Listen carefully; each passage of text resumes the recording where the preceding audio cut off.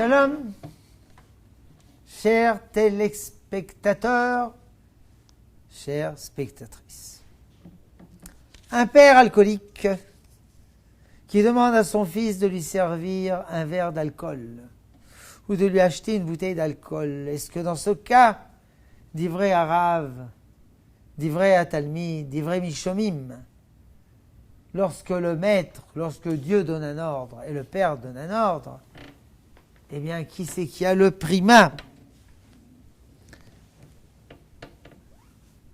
Le fils peut donc refuser ou non, en considérant bien sûr qu'à cet instant, le père n'est pas en danger, et en considérant aussi bien sûr que le fils se comporte avec tout le derrière dû à son père. Réponse, effectivement. Si le père demande de son fils de lui fournir quelque chose qui lui cause dommage, il ne faut pas écouter son père.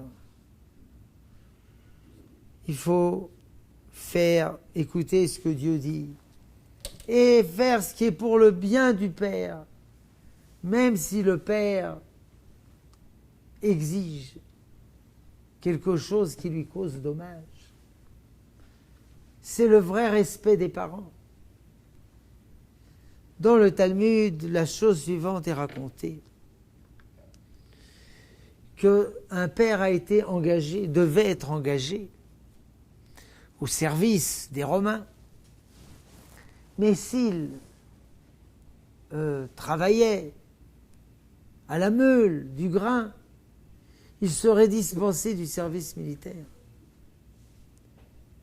Et son fils l'obligeait à travailler au grain pour lui sauver sa vie.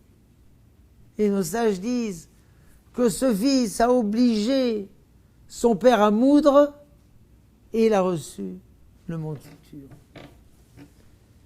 Donc, il faut refuser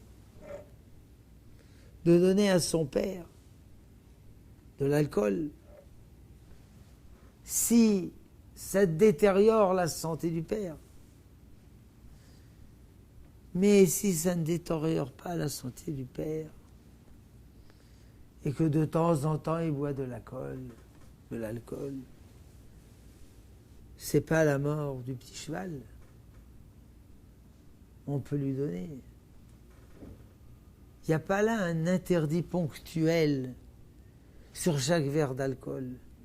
C'est l'accumulation éthylique qui cause le dommage. Donc,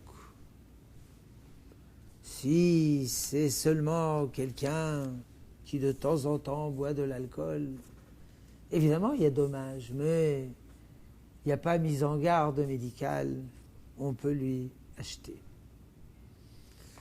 Shalom, chers spectateurs et spectatrices.